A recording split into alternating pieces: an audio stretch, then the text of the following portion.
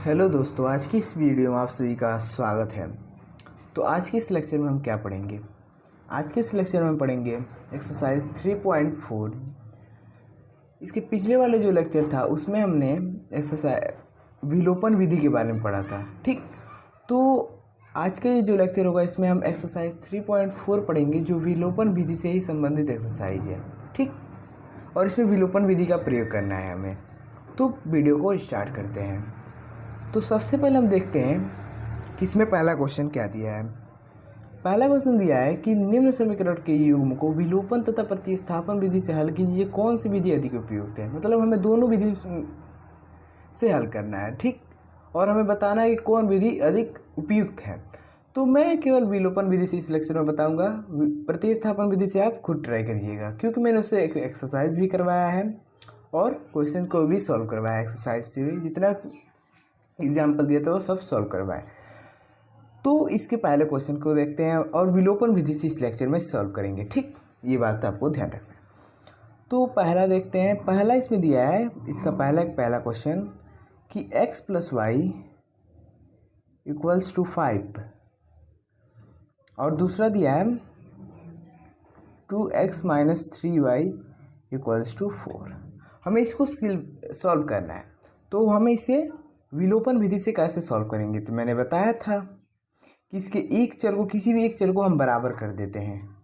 ठीक, तो मैं x को बराबर करता हूँ। अब x को कैसे बराबर करेंगे? यहाँ पर देखो तो x 2x के बराबर है। तो मैं यहाँ पर अगर 2 से मल्टीप्लाई कर दूंगा, समीकरण 1 में अगर मैं 2 से मल्टीप्लाई कर दूँ तो ये 2x के बराबर हो जाएगा। ठीक, तो वही यहाँ पर कर सकता हूँ। तो लिखूँगा यहाँ पर, इसको समीकरण 1 और समीकरण 2 मान लेते हैं। ठीक, और यहाँ पर लिख देता हूँ समीकरण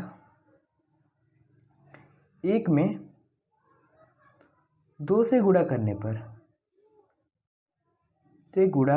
पर ऐसा आपको लिखना पड़ेगा। ठीक, गुणा करने पर ये हो जाएगा 2x 2y = 10। क्योंकि अगर इसमें हम गुणा करेंगे तो इस पूरे में हम गुणा करेंगे। ठीक, नहीं तो ये गलत हो जाएगा।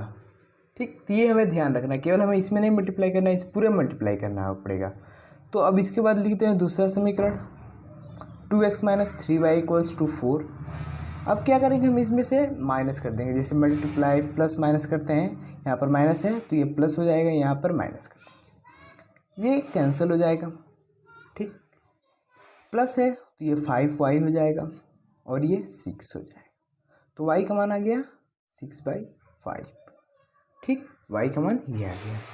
अब इसके बाद x का मान देख लेते हैं कि x का मान क्या आएगा। चाहे आप इसे दशमलव में बदल सकते हैं, नहीं बदलेंगे तभी कोई गलती नहीं होगा। ठीक, अब x का मान देख लेते हैं।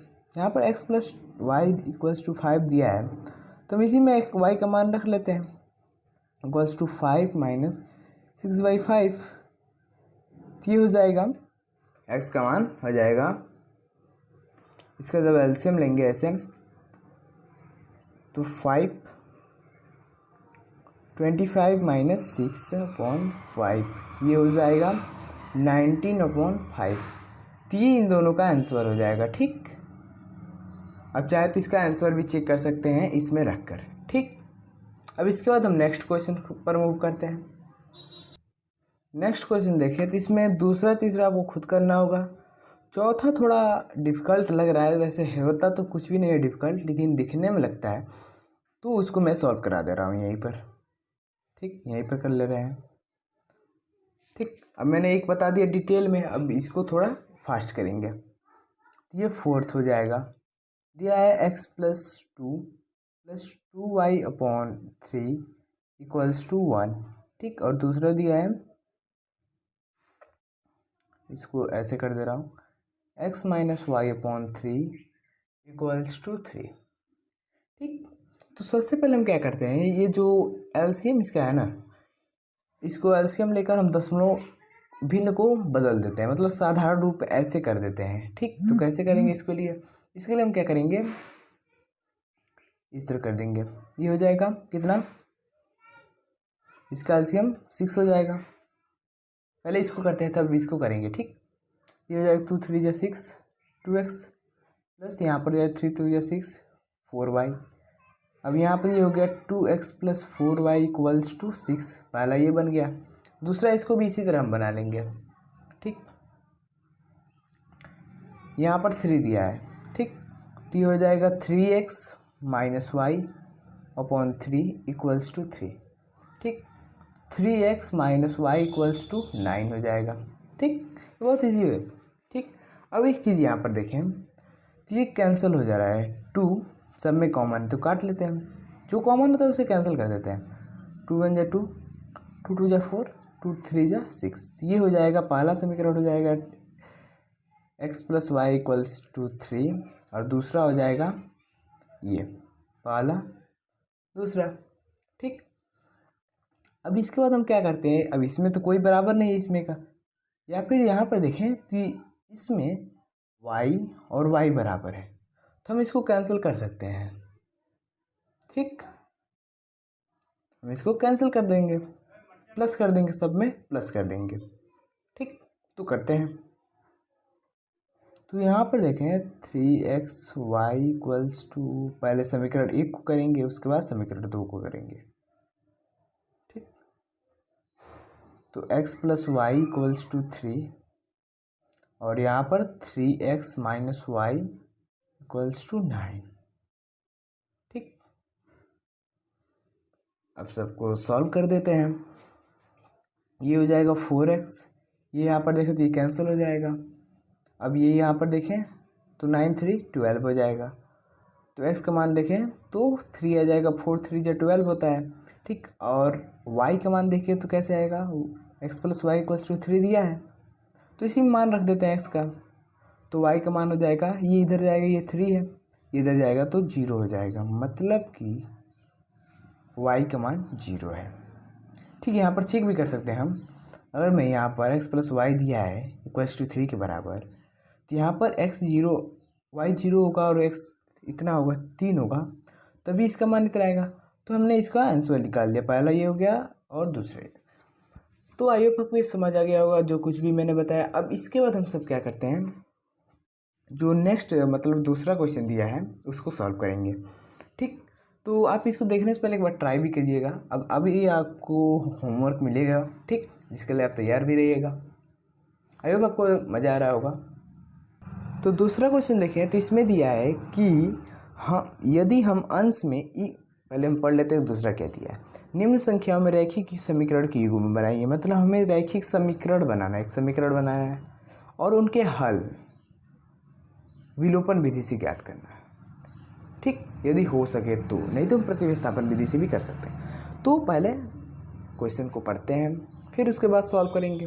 ठीक, तो देखिए पहला क्वेश्चन दिया है कि यदि हम अंश में x जोड़ दें तो हर में 1 घटा दें, तथा हर में 1 घटा दें तो भिन्न 1 में बदल जाती है। यदि हर में 1 जोड़ दें तो यह 1/2 हो जाती है, तो वह भिन्न क्या है। ठीक, तो हम ज्ञात कर लेते हैं। तो मान लेते हैं कि माना अंश 1 से हो जाएगा, क्योंकि भिन्न में अंश और हर होता है, डिनोमिनेटर कहते हैं और हर को न्यूमरेटर कहते हैं। तो माना अंश इक्वल्स टू एक्स और हर इक्वल्स टू वाई।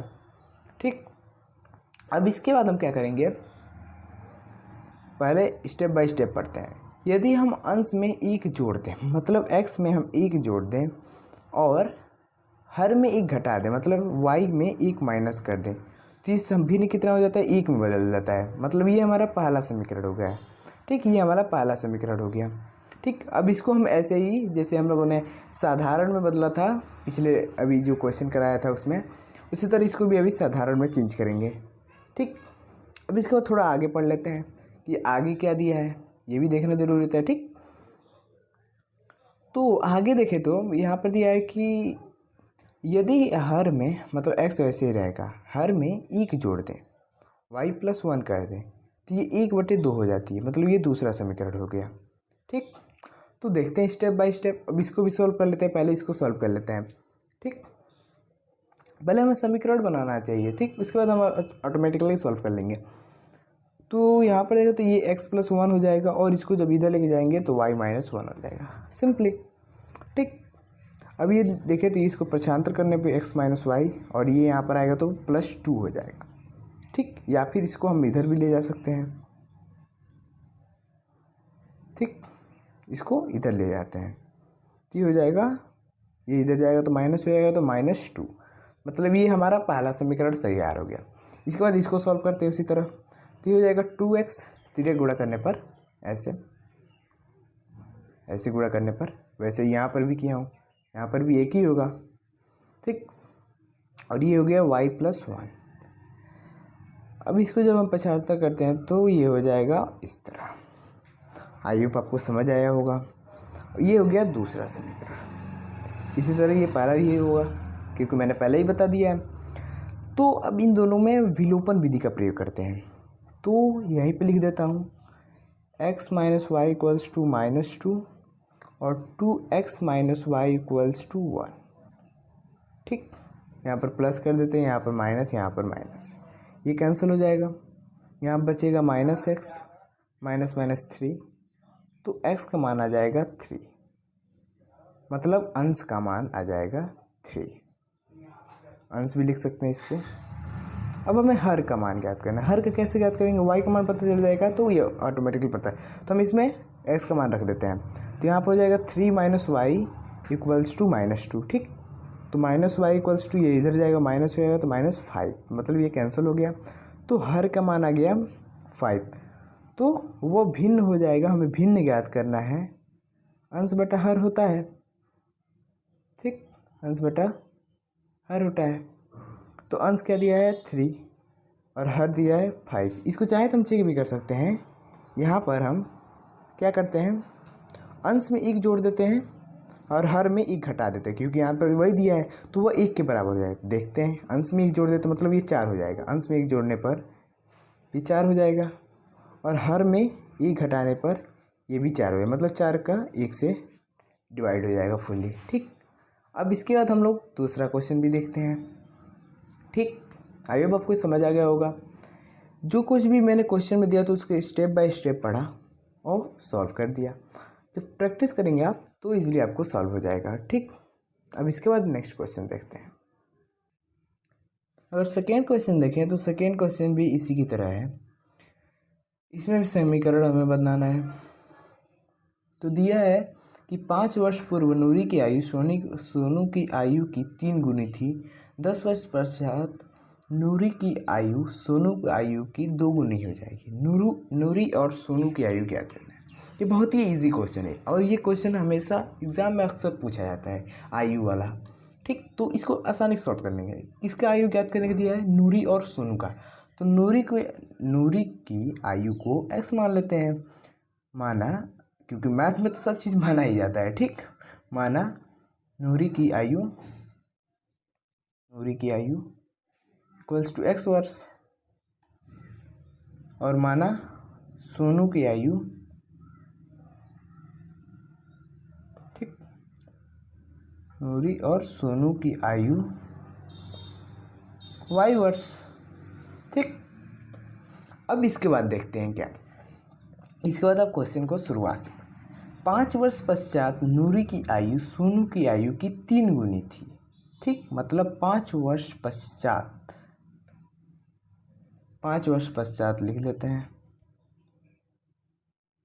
पश्चात नूरी की आयु = पश्चात दिया तो मतलब 5 वर्ष बाद। यहाँ पर हो जाएगा x + 5 और 5 वर्ष पश्चात सोनू की आयु y + 5, जो 3 गुना 4 गुना ये देता है ना, इसको हम जब क्वेश्चन को सॉल्व करते हैं ना उस समय लिखते हैं। अब अगर इससे पश्चात दे दे, 5 वर्ष पूर्व दे दे, तो हम पहले इस तरह लिख देते हैं, पूर्व दे दे तो माइनस यहाँ पर लिखते हैं, ठीक। अब आगे पढ़ते हैं। ये जो 3 गुना दिया है इसको हम आगे देखेंगे, ठीक। अब इसके बाद दिया है 10 वर्ष पश्चात नूरी की आयु, मतलब फिर से 10 वर्ष पश्चात, यहाँ पर वर्ष लिखना भूल गया, वर्ष 10 वर्ष पश्चात नूरी की आयु = x + 10 और 10 वर्ष पश्चात सोनू की आयु ऐसे ही मान लेंगे y + 10, ठीक। इतना हमने पता कर लिया। अब इसको स्टेप बाय स्टेप देखते हैं। इसको जो होगा ये समीकरण 1 में आएगा, इतना जो आएगा ये समीकरण 2 में आएगा। इसको लिख लेते हैं ऐसे। ये क्वेश्चन को सॉल्व करने का एक ट्रिक होता है, ठीक, इस तरह क्वेश्चन को सॉल्व करने का। अब मेरा ये तरीका इस तरह सॉल्व करने का, आपका तरीका अलग हो सकता है, क्योंकि एक क्वेश्चन को हम कई तरीके से सॉल्व कर सकते हैं, ठीक। अब यहाँ पर क्वेश्चन को देखते हैं, जो 3 गुना दिया था, किसमें 3 गुना लगाना है, ये हमें ध्यान से देखना होता है। 5 वर्ष पूर्व नूरी की आयु, मतलब 5 वर्ष बाद ये नूरी की आयु सोनू की आयु की 3 गुनी, मतलब सोनू की जितनी आयु उसकी 3 गुनी की ये बराबर है, ठीक। पहला समीकरण तैयार। अब इसको थोड़ा सॉल्व कर देते हैं। x + 5 = 3y + 15, ठीक। x - 3y = 10।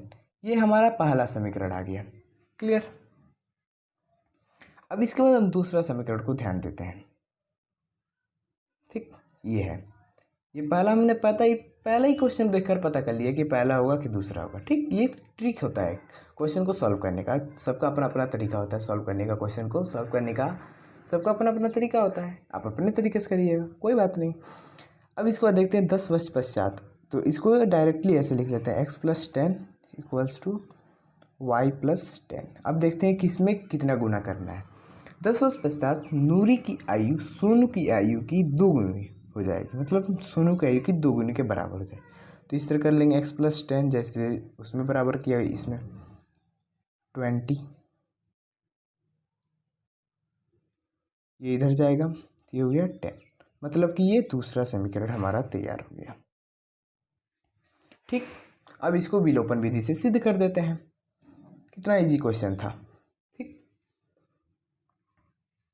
x - 3y, अब इसमें कुछ भी बराबर करने वाला नहीं है, क्योंकि ये पहले ही बराबर x,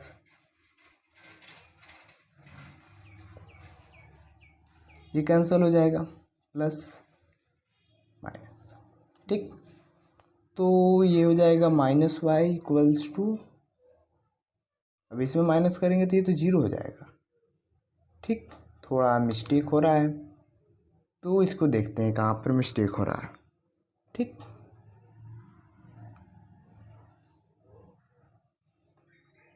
ये हो जाएगा ऐसे ही, ये 20 वर्ष हो जाएगा, ठीक। ये 20 वर्ष हो जाएगा, y = 20 ईयर हो जाएगा, ठीक। तो यहाँ पर y = 20 आ गया। अब इसके बाद हम लोग क्या करते हैं, x का मान ज्ञात कर लेते हैं, मतलब किसकी आयु में पता चल गया, सोनू की आयु में पता चल गया। अब यहाँ पर देखिए, हम इसी समीकरण में मान रखकर हम नूरी की आयु भी ज्ञात कर सकते हैं, कि हो जाएगा -3y = 10। तो x = 10 + 3y हो जाएगा, x = 10 + 3 × 20, ये हो जाएगा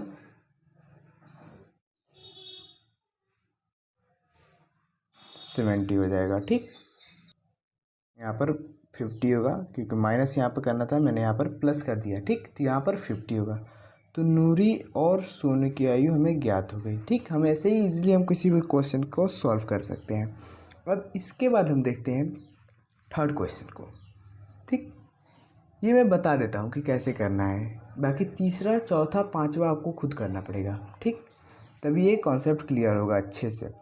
तीसरा क्वेश्चन बता देता हूँ कि दिया है कि 2 अंकों की संख्या के अंकों का योग, मतलब 2 अंकों की कोई संख्या, मैंने ये एग्जाम्पल में भी कराया था कि 2 अंकों की कोई संख्या है, ठीक। मान लेते हैं x + y है, इनकी योग 9 है, ठीक।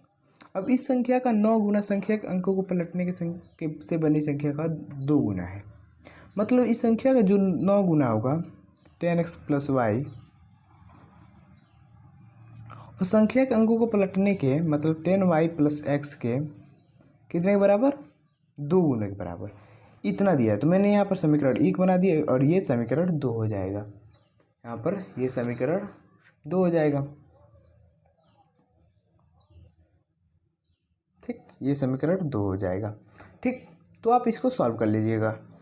अब इसके बाद चौथा क्वेश्चन देख लेते हैं। चौथा क्वेश्चन दिया है कि मीना 2000 रुपये निकालने के लिए एक बैंक गई। उसने खजांची से 50 रुपये तथा 100 रुपये के नोट देने के लिए कहा। मीना ने कुल 25 नोट प्राप्त किए। ज्ञात कीजिए कि उसने 50 के और 100 के कितने नोट पाए। तो ये बहुत ईजी है। मान लेते हैं कि 50 के एक्स नोट प्राप्त किए और 100 के वाई नोट। अब कुल नोटों की संख्या 25 है, तो एक्स प्लस वाई कर देंगे 25। ठीक, अब 50 का हमें नोट पता करना है, तो उसने 50 के, तो यहाँ पर लिख देंगे 50y 50x और 100y इक्वल्स टू 2000, क्योंकि उसने बैंक से निकाले थे। तो इसे हमें x और y का मान पता चल जाएगा और वह x और y का मान पता चलेगा तो हम इसे क्वेश्चन को सॉल्व कर लेंगे। और 5वां क्वेश्चन में कोई हिंट नहीं दूंगा, ठीक, वो आपको खुद करना होगा, ट्राई करना होगा, ठीक, और क्वेश्चन को इजीली सॉल्व करना होगा। ठीक, तो आई होप आपको ये चैनल आपको समझ आया होगा। जो कुछ भी समझ नहीं आया होगा आप कमेंट बॉक्स में लिख सकते हैं, मैं ज़रूर रिप्लाई दूंगा। ठीक, तो अगर आप इस चैनल पर आए तो इस चैनल को लाइक करना, सब्सक्राइब करना और शेयर करना मत भूलिएगा। ठीक, so thanks for watching this video.